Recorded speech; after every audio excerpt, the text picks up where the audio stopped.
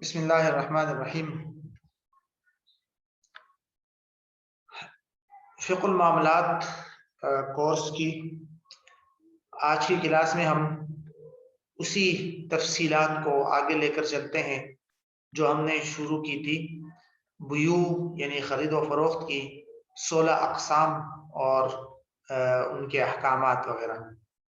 آج کی کلاس میں ہم جو اقسام شروع کر رہے ہیں آج سے، وہ ہے ممنوع اقسام، یعنی خرید و فروخت کے جو ناجائز صورتیں اور شریعت کی نظر میں جو ممنوع صورتیں ہیں، اس کی تفصیلات انشاءاللہ آج سے شروع کر رہے ہیں۔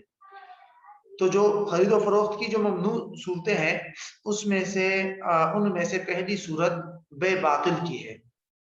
بے باطل جو ہے، اس کے لیے آپ نے 3 باتیں ذہن میں رکھنی ہے، 3 پوائنٹ: بے باطل کی تعریف، بے باطل کا شرعی حکم اور بے باطل کی اقسام۔ پھر یہ 3 قسمیں ہوں گی انشاءاللہ۔ تو بے باطل کی تعریف دیکھ لیتے ہیں۔ فقہ کی کتابوں میں بے باطل کی تعریف یوں کی جاتی ہے کہ ما لا یصح اصلا، ما لا یصح اصلا، یعنی وہ کانٹریکٹ خرید و فروخت کا اور وہ بیع جو اصلا صحیح نہ ہو۔ اصلا صحیح نہ ہونے کا کیا مطلب ہے؟ اصلا صحیح نہ ہونے کا مطلب یہ ہے کہ بے اور خرید و فروخت کے جو ارکان ہیں، بے اور خرید و فروخت کے جو بنیادی ارکان ہیں، یعنی ایجاب اور قبول، اسی طرح محل بے یعنی جو چیز خریدی جا رہی ہے اور جو قیمت دی جا رہی ہے، وہ تو ان میں کوئی خرابی موجود ہو تو اس کو پھر کہیں گے بے باطل۔ اس کو فقہا یوں کہتے ہیں کہ بے کے رکن یا محل میں کوئی خلل آ جائے تو اس کی وجہ سے بے باطل ہو جاتی ہے۔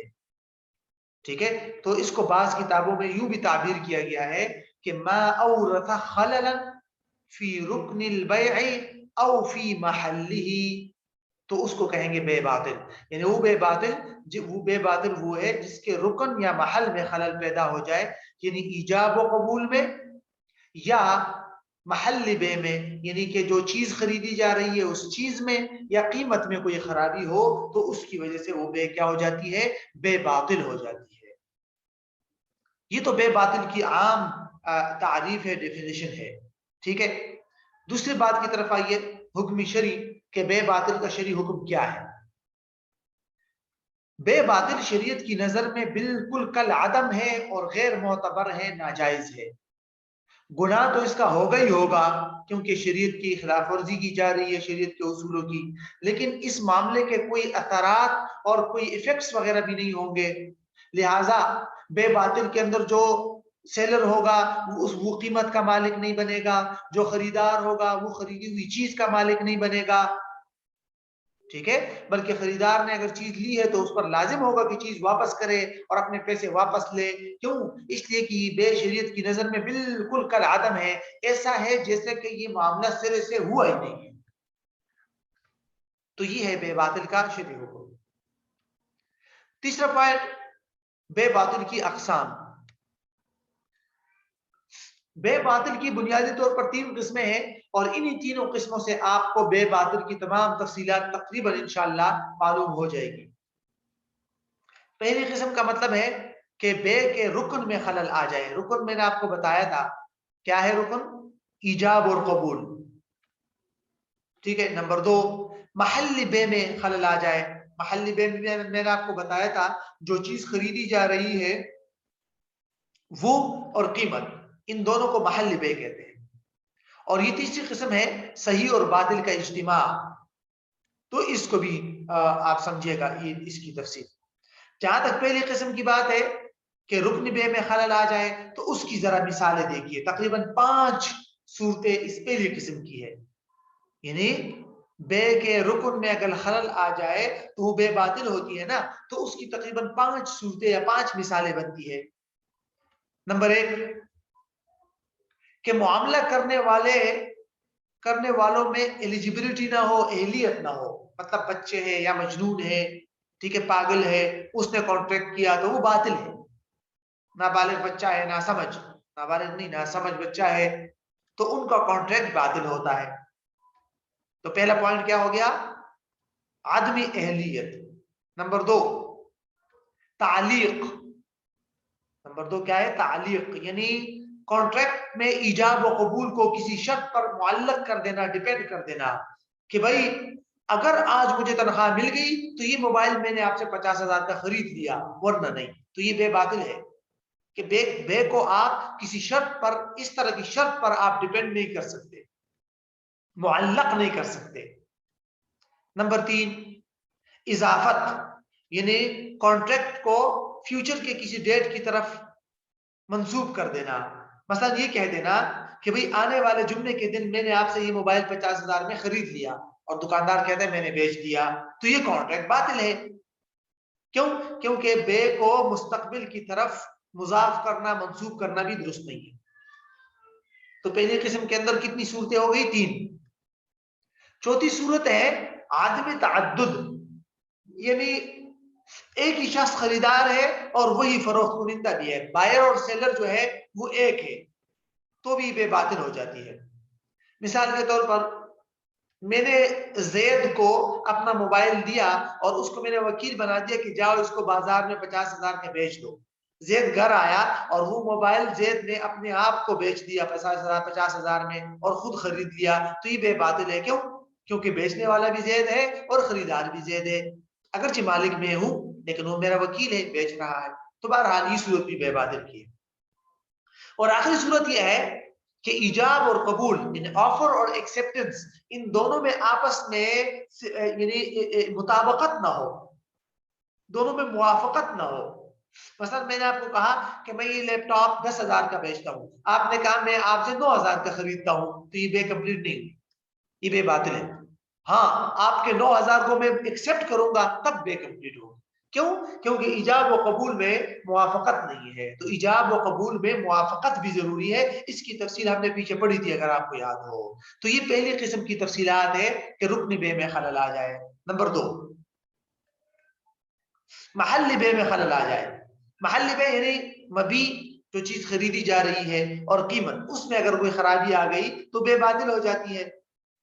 مثال کے طور پر جو چیز آپ بیچ رہے ہیں وہ مال ہی نہیں ہے شریعت کی نظر میں، شراب ہے، خنزیر ہے، مردار ہے، آزاد انسان ہے، ٹھیک ہے، تو ان کی بے بھی بے باطل ہے۔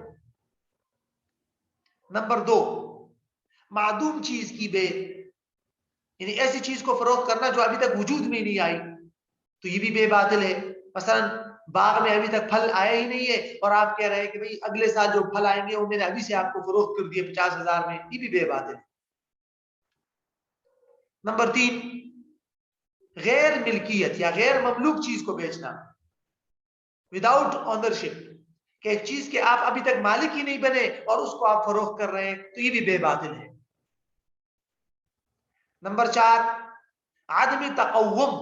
عدم تقوم کا مطلب کیا ہوتا ہے کہ ایسی چیز کو بیچنا جو متقوم ہی نہ ہو۔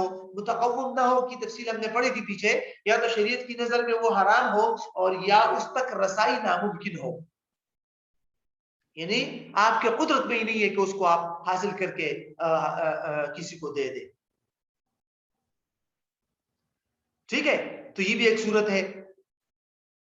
اسی طرح ایک صورت علماء نے یہ بھی لکھی ہے کہ وہ تو خیر اسی میں آئے گی ایجاب و قبول میں، بہرحال کہ بھئی میں نے آپ کو ایک جنس کی چیز بیچی اور جب آپ گھر لے گئے تو وہ دوسری جنس کی چیز تھی، تو یہ بھی بے باطل ہے۔ مثال کے طور پر میں نے آپ کو کہا کہ یہ سونے کی انگوٹھی ہے، میں آپ کو 1,00,000 میں بیچتا ہوں، آپ خرید کر گھر لے گئے، جب بعد میں پتہ چلا کہ اس پر سونے کا پانی ہے، اندر سے تو چاندی ہے، تو یہ بھی بے باطل ہے۔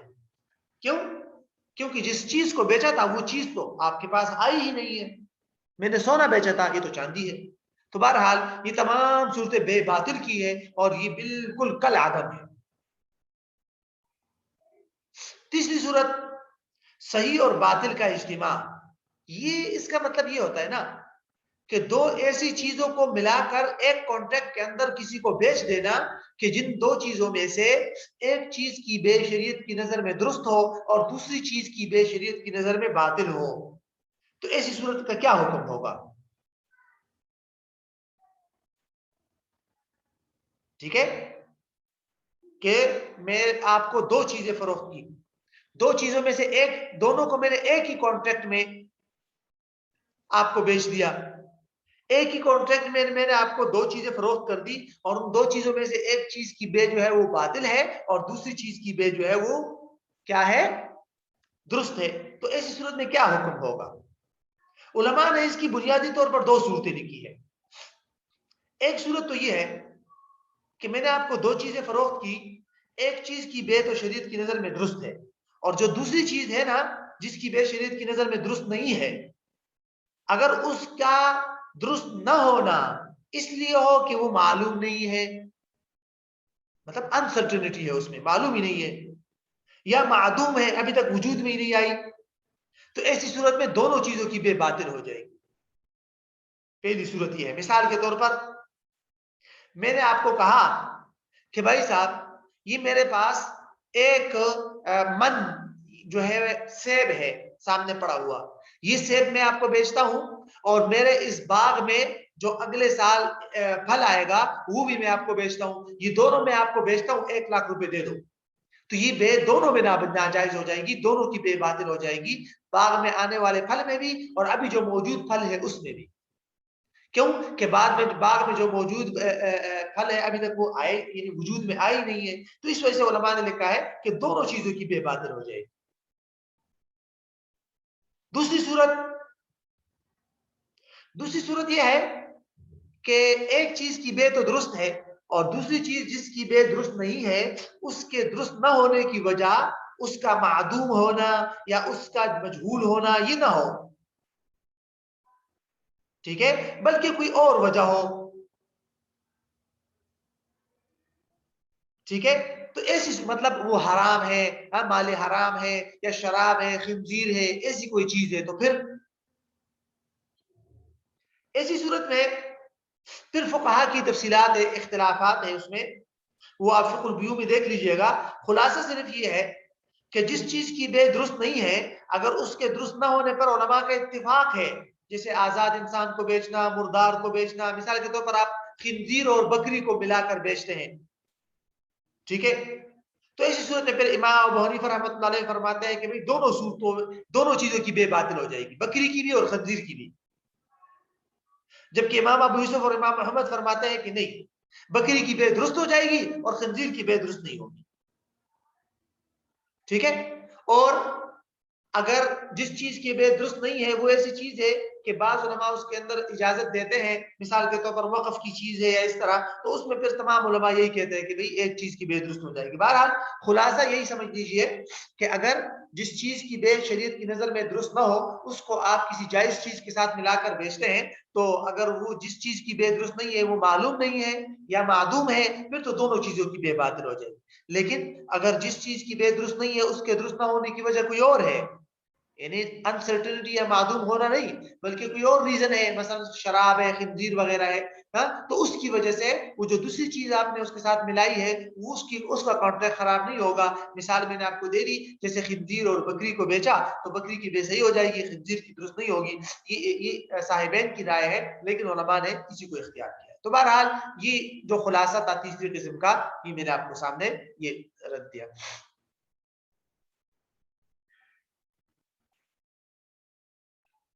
بے باطل کی تفصیلات کے بعد اب ایک دوسری قسم ہے ممنوع اور ناجائز کانٹریکٹ کی, وہ ہے بے فاسد. یہ بھی بڑا اہم ہے, اس کو بھی سمجھنا ضروری ہے. بے فاسد کے لیے آپ نے 5 پوائنٹ ذہن میں رکھنے ہیں. پہلا پوائنٹ ہے بے فاسد کا مفہوم, دوسرا پوائنٹ ہے بے فاسد کے اسباب, ریزنز کہ بے کیوں فاسد ہو جاتی ہے, تیسرا پوائنٹ ہے بے فاسد کا شرعی حکم کہ جب اگر کسی نے بے فاسد کر لیا تو پھر کیا ہوگا.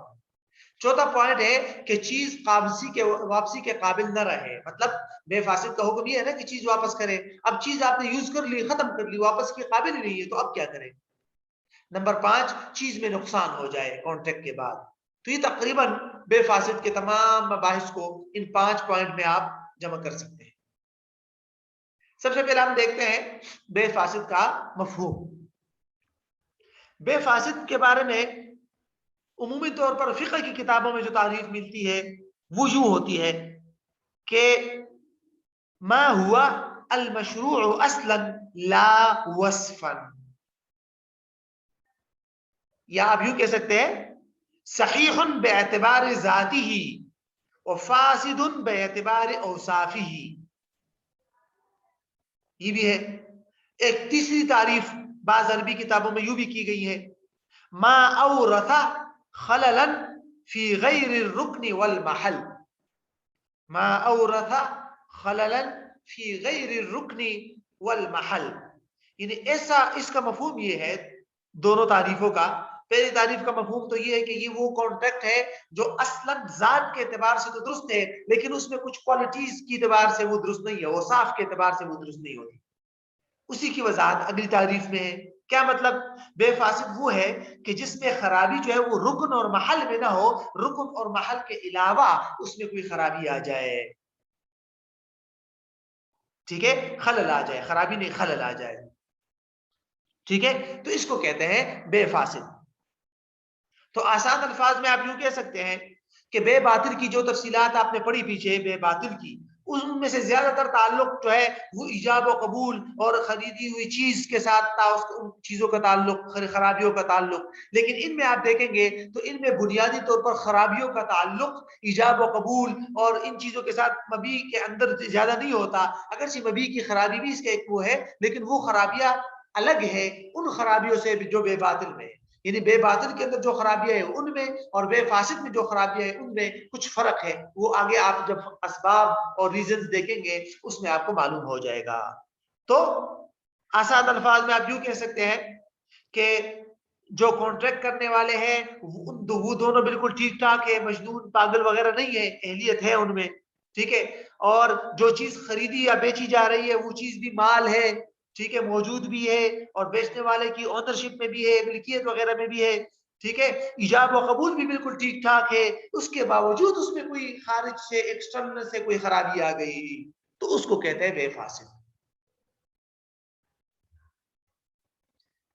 ٹھیک ہے۔ تو یہ بے فاسد کا ایک مفہوم ہے۔ یہاں ایک چھوٹا سا نقطہ یہ بھی ذہن میں رکھ لے، بے فاسد کا جو الگ مفہوم ہم نے آپ کو بتایا یہ صرف فقہائے حنفیہ کی رائے ہے، دیگر ائمہ بے فاسد اور بے باطل کو سیم سمجھتے ہیں، وہ کہتے ہیں کہ بے فاسد اور بے باطل میں کوئی فرق نہیں۔ ہاں حنفیہ کہتے ہیں کہ نو، بے فاسد اور بے باطل میں وہی فرق ہے جو ابھی تعریف سے آپ کو معلوم ہو گیا۔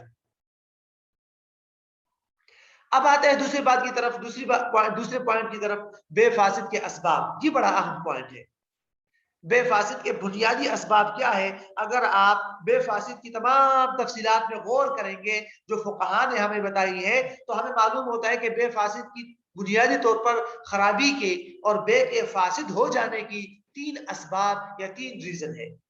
پہلا سبب قیمت میں کچھ گڑبڑ ہو گئی، دوسرا سبب مبی میں کچھ خرابی ہو گئی، تیسرا سبب کانٹریکٹ میں عقد میں کوئی خرابی ہو گئی۔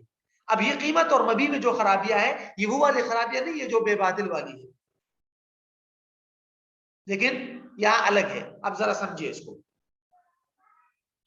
قیمت میں خرابی کی دو صورتیں ہیں۔ بے فاسد کا پہلا سبب ہے قیمت میں خرابی۔ قیمت میں خرابی کی کتنی صورتیں ہیں؟ دو۔ ایک صورت ہے جہالت، انسرٹنٹی، کہ قیمت معلوم ہی نہیں ہے تو بے فاسد ہو جائے گی۔ قیمت معلوم نہیں ہے کا مطلب یہ ہے کوانٹٹی معلوم نہیں ہے یا اس کی کوالٹی معلوم نہیں ہے قیمت کی، جیسے بھی ہے، لیکن قیمت معلوم نہ ہو تو بے باطل نہیں ہے بلکہ بے فاسد ہے، ٹھیک ہے جی۔ قیمت میں خرابی کی دوسری صورت کیا ہے؟ سکوت، خاموشی، یعنی قیمت سے بالکل خاموشی اختیار کر لینا، چیز خرید لی اور کوئی قیمت ہی طے نہیں ہوئی۔ پہلی صورت تو یہ کہ قیمت تو طے ہوئی تھی لیکن وہ معلوم نہیں تھی۔ مثال کے طور پر میں نے آپ کو پہلی صورت میں نے آپ کو بتایا کہ بھئی کچھ گندم میں آپ کو دے دوں گا، مجھے یہ اپنا مثلا اپنی ٹوپی دے دو، میں نے آپ سے ٹوپی خریدی کچھ گندم کے بدلے میں، اب قیمت تو میں نے بتائی لیکن کتنی ہے وہ نہیں بتائی۔ اور دوسری صورت یہ ہے کہ میں دکاندار سے کہا کہ میں آپ سے موبائل خریدتا ہوں، اس نے کہا ٹھیک ہے لے لو، میں خرید کے گھر لے گیا، قیمت معلوم ہی نہیں ہے دونوں کو، نہ ہم نے قیمت کا تذکرہ کیا، سکوت، خاموشی۔ ہاں البتہ اگر قیمت ایسی ہے کہ جو تمام بازار میں مکمل طور پر اس چیز کی سیم قیمت ہے، خریدار کو بھی معلوم ہے، فروخت کنندہ کو بھی معلوم ہے، تو پھر صحیح ہے، پھر تو قیمت کا تذکرہ ضروری نہیں ہے نا، پھر تو جیسے اخبارات ہوتے ہیں آج کل یا رسائل ہوتے ہیں، ان کی ایک فکس قیمت ہوتی ہے کہ اوساط اخبار کتنے کا ہے، جنگ اخبار کتنے کا ہے، تو اس کی ایک فکس قیمت ہے، تو اگر آپ خاموشی سے اٹھا کر چیز لے جائیں تو بھی علماء کہتا ہے کہ یہ جائز ہے، کیونکہ وہ جو مارکیٹ میں اس کی ایک ہی قیمت چلی آ رہی ہے وہ وہی ہو جائے گی.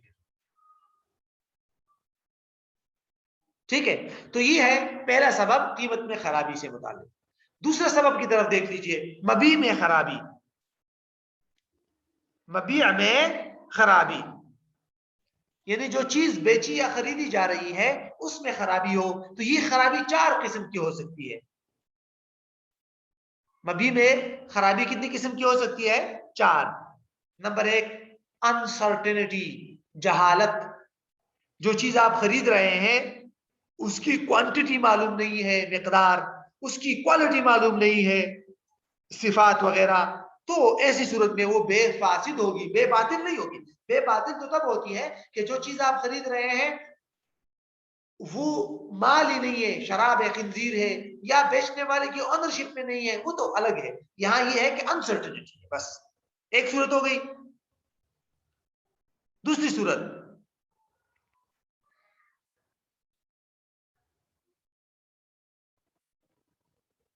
صورت یہ ہے کہ قدرت نہ ہو، خریدار بیچنے والے کو چیز کے حوالے کرنے پر قدرت حاصل نہ ہو.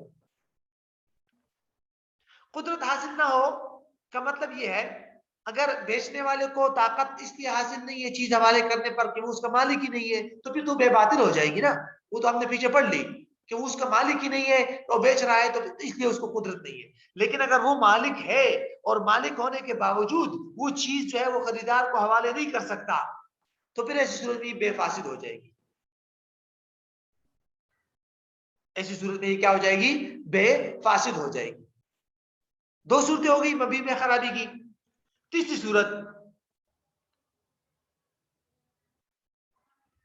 صورت ہے قبضے سے پہلے کوئی چیز بیچ دینا. جیسے زمین کے علاوہ دیگر چیزوں کے بارے میں عمومی طور پر فقہائے حنفیہ کی یہی رائے ہے نا کہ زمین کے علاوہ چیزوں میں اگر آپ کسی چیز کو قبضے سے پہلے بیچتے ہیں، یعنی میں نے بازار سے کوئی چیز خریدی، ابھی میرے قبضے میں نہیں آئی اور میں نے وہ آگے بیچ دی، تو یہ بے فاسد ہے. پہلے میں خود اس پر قبضہ کروں گا، ہاں قبضے کی تفصیلات الگ ہے، ٹھیک ہے، لیکن پہلے میں خود یا میرا کوئی نائب جو ہے اس پر قبضہ کرے گا، قبضے کے بعد اس کو بیچے گا، تو تب بے صحیح ہو جائے گی، ورنہ بے فاسد ہوگی. تو مبیع کے اندر بنیادی طور پر یہ 3 خرابی ہے، 4 نہیں، میں نے 4 بتائی تھی لیکن 3 ہے. 3 تو یہ 3 ایسی خرابیاں ہیں جس کی وجہ سے بے فاسد ہو جاتی ہے. مبیع کے اندر 3 خرابیاں. تیسرا سبب ہے عقد میں خرابی، کانٹریکٹ میں خرابی. ٹھیک ہے، عقد میں خرابی کا کیا مطلب ہے کہ کانٹریکٹ میں آپ نے کوئی ایک ہی خرابی ہے، وہ کہ آپ نے کوئی ایسی شرط لگائی جس کی شریعت میں اجازت نہیں ہے.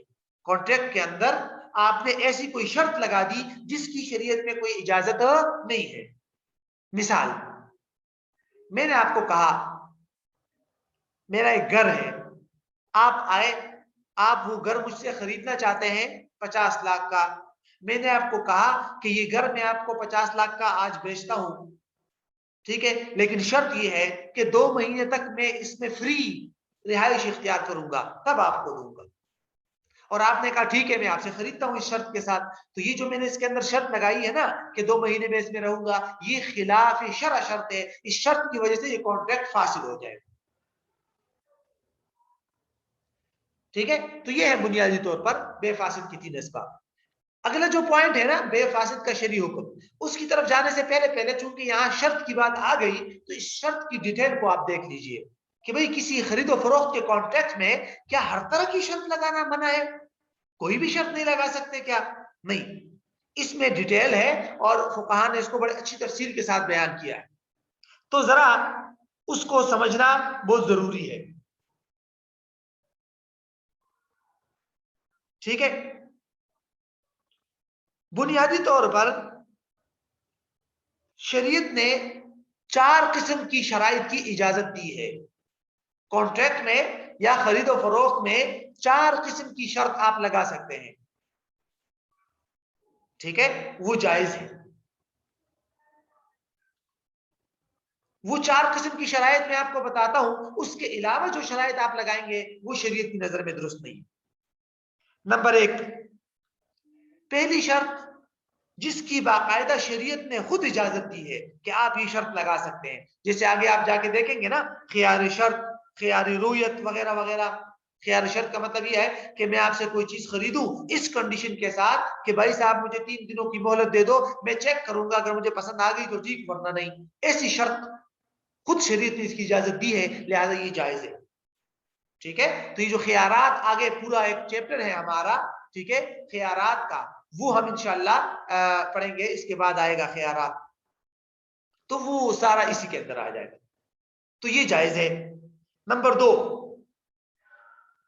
ایسی شرط جو کانٹریکٹ کے تقاضے کے مطابق ہو خود کانٹریکٹ ہی اس کی ریکوائرمنٹ کرے کانٹریکٹ ہی یہ تقاضا کرتا ہو کہ بھئی یہ شرط لگانی چاہیے اگر آپ وہ شرط نہ بھی لگائے تو بھی اس پر عمل کرنا ضروری ہو مثال کے طور پر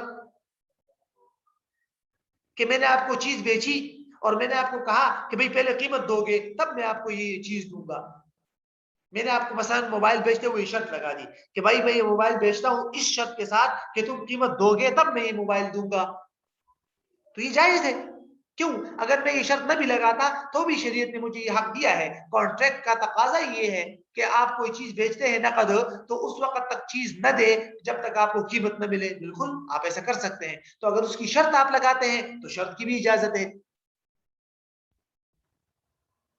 ٹھیک ہے تو ایک شرط یہ ہو گئی 2 ہو گئی تیسری شرط اس کے بارے میں فقہا فرماتے ہیں نمبر 3 ایسی شرط بھی آپ لگا سکتے ہیں خرید و فروخت میں جو عقد کے لیے ملائم اور مناسب ہو ملائم کا لفظ یوز ہوتا ہے ملائم یا مناسب شرط کا کیا مطلب ہے ملائم یا مناسب شرط کا مطلب یہ ہوتا ہے کہ ایسی شرائط جس کی وجہ سے کانٹریکٹ اور کانٹریکٹ سے ریلیٹڈ جو باتیں ہوتی ہیں وعدے وغیرہ ہوتے ہیں ان میں مزید پختگی ہو جائے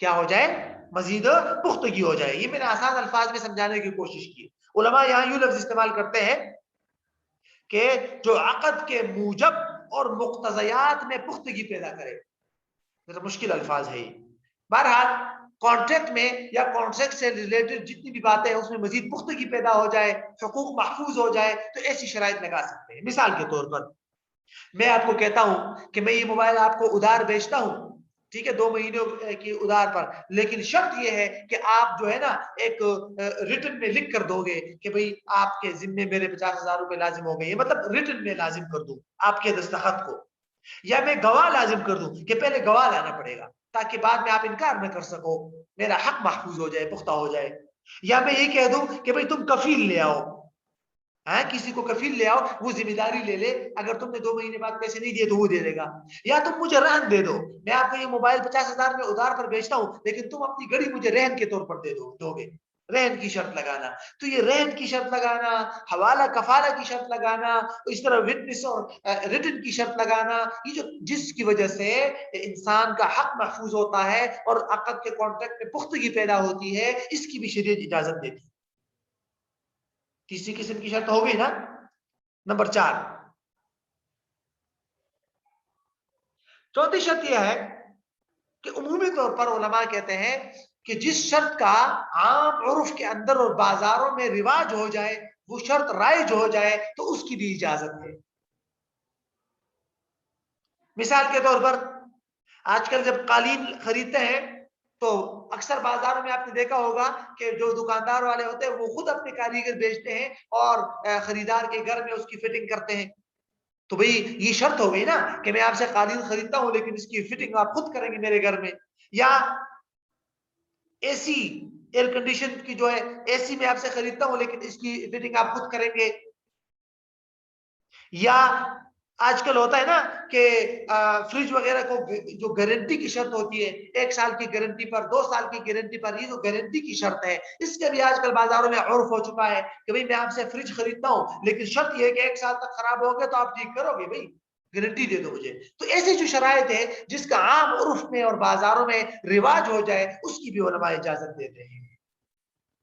یہ 4 قسم کی شرائط ہے، ان 4 قسم کی شرائط کو میں نے ایک عربی ضابطے کی شکل دی ہے اپنی کتاب میں، اس کو میں نے ذکر کیا ہے، اگرچہ کسی کتاب میں نہیں آیا لیکن یہ کوشش کی ہے میں نے کہ اس طرح کے مباحث کو کسی ایک چھوٹے چھوٹے ضابطے کے اندر جمع کیا جائے۔ تو یہ 4 شرائط کو یوں میں نے جمع کیا ہے کہ کل شرط، دیکھیے اب 4 صورتیں، کل شرط ورد الشرع بجوازه، پہلی صورت ہو گئی ورد الشرع بجوازه، نمبر 2 او يقتضيه العقد، نمبر 3 او هو يلائم العقد،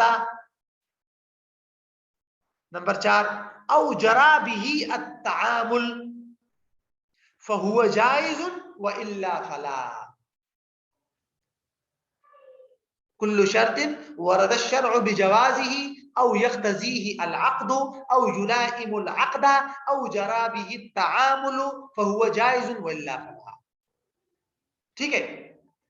ہاں اس کے علاوہ پھر تفصیلات ہے، ان 4 قسم کے علاوہ اگر کسی نے کوئی شرط لگا دی تو ان کو پھر علماء 2 حصوں میں تقسیم کرتے ہیں۔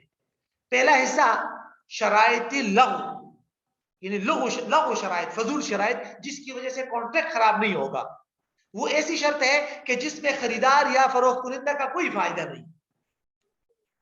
مثال کے طور پر میں آپ کو اپنا موبائل بیچتا ہوں 50,000 میں اور میں یہ شرط لگاتا ہوں کہ بھئی تم یہ موبائل آگے کسی اور کو نہیں بیچو گے، تو یہ شرط ان 4 شرائط میں نہیں آتی اور یہ لغو شرط ہے، اس کی وجہ سے کانٹریکٹ بھی خراب نہیں ہوگا کیونکہ نہ اس سے میرا فائدہ ہے نہ آپ کو کوئی فائدہ ہے، تو یہ لغو شرائط ہے۔ اور دوسرا حصہ فاسد شرائط، فاسد شرائط کا کیا مطلب ہوتا ہے کہ جس کی وجہ سے کانٹریکٹ فاسد ہو جاتا ہے، یہ وہ شرط ہے جس میں خریدار یا فروخت کنندہ کا فائدہ ہو، جو مثال میں نے آپ کو دی تھی کہ میں آپ کو 50,000 کا گھر بیچتا ہوں لیکن اس شرط پر کہ گھر میں 2 مہینے رہوں گا، اس کی وجہ سے کانٹریکٹ فاسد ہو جائے گا۔ تو یوں آپ یوں کہہ سکتے ہیں کہ بھئی شرائط کی 3 قسمیں ہیں، ٹھیک ہے؟ جائز شرائط، اس کے تحت 4 صورتیں آتی ہیں جو میں نے آپ کو بتا دی، لغو شرائط جس کی وجہ سے کانٹریکٹ پہ اثر نہیں پڑے گا، اور فاسد شرائط جس کی وجہ سے کانٹریکٹ فاسد ہو جائے گا، 3 حصے ہو جائیں گے۔ اس کو میں نے اپنی جو کتاب ہے میری فقہ قواعد کا تحقیقی مطالعہ، اس میں نے چونکہ اس کی بڑی تفصیل سے لکھا ہے، ایک قاعدہ ہے نا، الشرط يجب ثبوته، المعلق بشرط يجب ثبوته عند ثبوت الشرط، اس طرح کے الفاظ ہے، تو وہاں میں نے اس کی تفصیل لکھی ہے۔ اب معاملات والی کتاب میں نے پھر صرف اس تفصیل کا خلاصہ لکھا ہے۔ بہرحال یہ تو ہو گئی باقاعدہ پہلی 2 باتیں، اب تیسری بات کی طرف آئیے، بے فاسد کا شرعی حکم۔ بے فاسد کا شرعی حکم کیا ہے؟ عمومی طور پر علماء یہ کہتے ہیں شرعی حکم کے لیے، شرعی حکم پہلے سمجھتے ہیں پھر اس کے ریزلٹس دیکھیں گے کہ اس کے نتائج کیا نکلتے ہیں۔ علماء نے لکھا ہے کہ بے فاسد میں اگر خریدار نے ابھی تک چیز پر قبضہ نہیں کیا تو صرف کانٹریکٹ اور خریداری، صرف کانٹریکٹ کی وجہ سے خریدار مالک نہیں بنے گا اس چیز کا جب تک قبضہ نہیں کرے گا۔ ہاں خریدار اگر اس چیز پر قبضہ کر لے گا، اگرچہ کانٹریکٹ فاسد ہو شریعت کی نظر میں، لیکن خریدار نے اس چیز پر قبضہ کر لیا تو وہ مالک ہو جائے گا اور اس کی ملکیت خبیثہ ہوگی، اس کی ملکیت کیا ہوگی؟ ملکیت خبیثہ۔ اب ملکیت صحیحہ کے اثرات تو یہ کہ آپ اس کو یوز کر سکتے ہیں، اگر آپ نے صحیح عقد کے ساتھ کوئی چیز خریدی ہے اس کو یوز کریں، اس پہ فائدے اٹھائے وغیرہ وغیرہ۔ لیکن بے فاسد کے اندر اگر خریدار نے چیز پر قبضہ کر لیا تو وہ چونکہ وہ ملکیت خبیثہ ہے تو ملکیت خبیثہ کے کیا نتائج نکلیں گے؟ ذرا وہ نتائج سن لے جو فقہ کی کتابوں میں موجود ہوتے ہیں۔ ایک نتیجہ تو یہ ہوگا کہ چونکہ یہ ملکیت خبیثہ ہے لہذا اس کو باقی رکھنا درست نہیں ہے، فوراً یہ کانٹریکٹ ختم کیا جائے، چیز سیلر کو واپس کی جائے اور اس سے اپنی قیمت واپس لے لی جائے۔ ایک نتیجہ یہ ہے۔ نمبر 2، دوسرا نتیجہ یہ ہے کہ خریدار نے بے فاسد کے اندر جو چیز خریدی ہے وہ اس چیز کو استعمال نہیں کر سکتا. کھانے کی چیز ہے تو کھا نہیں سکتا، پینے کی چیز ہے تو پی نہیں سکتا، پہننے کی چیز ہے تو پہن نہیں سکتا. ٹھیک ہے، اس سے کوئی بھی فائدہ نہیں اٹھا سکتا وہ خریدار، کیونکہ بے فاسد ہے. تیسرا پوائنٹ، اگر خریدار نے بے فاسد میں جو چیز خریدی تھی وہ چیز اس نے آگے کسی اور کو بیچ دی، تو آگے اگر کسی اور کو بیچ دی تو وہ بے تو صحیح ہو جائے گی، لیکن اگلی بے سے اس کو جو نفع ہوا ہے وہ نفع اس کے لیے حلال نہیں ہے، وہ نفع صدقہ کرنا ہوگا. مثال کے طور پر میں نے فاسد کانٹریکٹ میں موبائل خریدا 50,000 کا، اور وہ موبائل میں نے آگے 55,000 کا بیچ دیا، تو بے تو صحیح ہو جائے گی، لیکن یہ جو 5,000 روپے ہے یہ نفع میرے لیے حلال نہیں ہے، بلکہ اس کا صدقہ کرنا ضروری ہے. ٹھیک ہے، تو یہ بے فاسد کا شرعی حکم ہے اور اس کے نتائج. آگے 4 اور 5 والا پوائنٹ بھی دیکھ لیتے ہیں تاکہ یہ بحث ختم ہو جائے. چوتھا پوائنٹ کہ چیز واپسی کے قابل نہ رہے. سوال ہو سکتا ہے نا ایک ذہن میں انسان کے کہ بھئی بے فاسد میں آپ نے ہمیں یہ بتایا کہ خریدار نے اگر چیز خریدی ہے تو اس پر لازم ہے کہ چیز واپس کرے سیلر کو اور اس سے اپنی قیمت واپس لے لے. یہ ہے نا سوال. تو اب سوال یہ ہے کہ اگر خریدار نے اس چیز کو یوز کر دیا، ختم کر دیا، اب وہ واپس ہی نہیں ہو سکتا تو کیا کرے؟ سوال ہو سکتا ہے نا، تو کیا کرے؟ اس کی بنیادی طور پر 3 صورتیں ہو سکتی ہے. ایک صورت تو یہ ہے کہ وہ چیز جو خریدار نے خریدی تھی وہ ضائع ہو گئی، ہلاک ہو گئی. ٹھیک ہے، مر گئی. میں نے فاسد میں بکری خریدی تھی، وہ بکری مر گئی. دوسری صورت، یا میں نے جو چیز خریدی تھی وہ میں نے یوز کر کے ختم کر دیا. مثال کے طور پر آٹا خریدا تھا اور اس کا میں نے کیا کر دیا، اس کا آٹا بنا، اس کا روٹی بنا کے اس کو کھا لیا. اور تیسری صورت کیا ہو سکتی ہے؟ اضافہ کر دینا. مثلا میں نے اس میں اتنا اضافہ کر دیا کہ اب میں اس کو واپس نہیں کر سکتا. مثلا میں نے کپڑا خریدا تھا، اسے کاٹ کے اپنے لیے سوٹ سلوا لیا. تو ان تمام صورتوں میں اب چیز تو واپسی کے قابل نہیں ہے نا. تو اب اس کی کیا صورت ہو؟ اب کیا ہوگا جب چیز واپس ہی نہیں کر سکتے؟ اب علماء نے لکھا ہے کہ میں نے جو بے فاسد میں چیز خریدی تھی اگر وہ مثلی چیز ہے تو اسی جیسی چیز بازار سے خرید کر سیلر کو واپس کرنی ہوگی اور اس سے اپنی قیمت واپس لینی ہوگی. مثال کے طور پر اگر میں نے آٹا خریدا تھا تو جتنا آٹا میں نے خریدا تھا اتنا بازار سے لے کر سیلر کو واپس کرنا ہوگا اور اس سے اپنی قیمت واپس لینی ہوگی تاکہ وہ جو گناہ ہم نے کیا تھا وہ ختم ہو جائے. اور اگر وہ چیز مثلی نہیں ہے، اس کی مثل بازار میں نہیں ملتی، قیمتی چیز ہے، مثلا بکری میں نے خریدی تھی، اسے کاٹ کوٹ کے کھا گئے، تو اب یہ ہوگا کہ اس بکری کی جو مارکیٹ ویلیو ہوگی، بازاری قیمت، 2-3 آدمیوں سے پوچھ لی جائے کہ وہ جو بکری تھی اس کی کیا قیمت ہے، وہ مارکیٹ ویلیو میں سیلر کو دوں گا اور جو پہلے میں نے اس کو پیسے دیے تھے وہ اس سے واپس دوں گا. ایسا ہو سکتا ہے نا. مثال کے طور پر جو بکری میں نے آپ سے خریدی بے فاسد میں، میں نے کھا لی، ٹھیک ہے، اب اس بکری کی بازاری قیمت تھی 20,000 اور آپ کو میں نے دیے تھے 22,000، تو 22,000 میں آپ سے واپس لے لوں گا اور آپ کو میں اس بکری کی جو مارکیٹ ویلیو وہ دوں گا، یعنی 20,000. ٹھیک ہے، تو اس کو کہتے ہیں بے فاسد میں اگر چیز واپسی کے قابل نہ رہے تو اس کی صورتیں یہ ہے. اچھا، پانچواں نقطہ یہ ہے کہ چیز میں اگر نقصان ہو جائے، مثلا کہ میں نے آپ سے چیز خریدی بے فاسد کے ذریعے اور اس میں کچھ نہ کچھ نقص آ گیا، اگرچہ چیز موجود ہے، واپسی کے قابل بھی ہے، لیکن کچھ نہ کچھ فالٹ آ گیا، اس میں نقصان آ گیا. اس کی بنیادی طور پر 3 صورتیں ہو سکتی ہے. ایک، خریدار نے اس کے اندر کچھ گڑبڑ کر دی اور اس میں نقص پیدا کر دیا، مثلا کپڑا تھا اس کو کاٹ دیا، یا خود، یہ پہلی صورت میں بتا رہا ہوں، یا جو ہے آفت سماویہ سے ایسا ہو گیا، بکری میں نے خریدی بیمار ہو گئی اور اس کی وجہ سے، بیماری کی وجہ سے کچھ نہ کچھ، مطلب اس میں کچھ فالٹ آ گیا، ختم تو نہیں ہوئی لیکن فالٹ آ گیا، اس میں کچھ خرابی ہو گئی. یا خود بکری دوڑ رہی تھی اور گر گئی، اس کی ٹانگ ٹوٹ گئی. تو یہ پہلی صورت ہے. پہلی صورت کیا ہو گئی کہ خریدار نے اس کے اندر کچھ گڑبڑ کر دی، کچھ فالٹ پیدا کر دیا، خود مبی نے اس کے اندر گڑبڑ کر دیا اپنے آپ میں، یا آفت سماویہ سے کچھ گڑبڑ ہو گئی. تو ان سب صورتوں کا ایک ہی حکم ہے. کیا حکم ہے؟ کہ اس چیز کو بھی سیلر کو واپس کرے اور اس کے اندر جو نقصان ہوا ہے اس نقصان کا بھی بھرپائی کرے. مثلا اگر میں نے بکری خریدی تھی، اس بکری کی ٹانگ ٹوٹ گئی ہے، اس کی وجہ سے اس کی 2000 روپے قیمت کم ہو گئی ہے، تو میں بکری آپ کو واپس کر دوں گا اور 2000 روپے بھی آپ کو واپس کر دوں گا ساتھ، کیونکہ بکری میں فالٹ آ گیا اور باقی پیسے میں آپ سے واپس دے دوں گا. تو یہ پہلی صورت. دوسری صورت یہ ہے کہ سیلر نے کچھ گڑبڑ کر کے اس چیز میں خرابی پیدا کر دی. خود مالک نے، جو آنر تھا، جس نے چیز بیچی تھی، مثال کے طور پر مالک کی بکری نے مجھے بکری بیچی اور مجھے دے دی، اور کل خود آیا اور اس بکری کے اندر اس نے کچھ گڑبڑ پیدا کر دی، اس کی ٹانگ توڑ دی یا بکری کو کچھ نقصان پہنچا دیا. ایسی صورت میں کیا ہوگا؟ ایسی صورت میں یہی ہوگا کہ جو خریدار ہے وہ مالک کو اسی نقصان والی بکری کو واپس کرے گا اور نقصان کی بھرپائی نہیں کرے گا. نقصان تو اس نے خود کیا تھا، وہ برداشت کرے، اب مکمل قیمت خریدار واپس لے لے گا اور اسی طرح خراب جو بکری میں خرابی آئی ہے، نقصان آیا اس کو واپس کر دے گا. نقصان کی بھرپائی خریدار نہیں کرے گا. اور تیسری صورت یہ ہے کہ کسی اجنبی شخص نے اس کے اندر گڑبڑ کر دی. مثلا میں نے بکری خریدی تھی آپ سے بے فاصل کے طور پر اور کسی دوسرے انسان نے اس کی ٹانگ توڑ دی، تو اس کا وہی حکم ہے کہ اس سے نقصان لیا جائے گا. میں اس سے نقصان لے لوں اور آپ کو دے دوں اور بکری بھی آپ کے حوالے کر دوں، یا بکری آپ کے حوالے کر دوں اور آپ خود اس اجنبی سے نقصان لے لیں، دونوں صورتیں جائیں. ٹھیک ہے.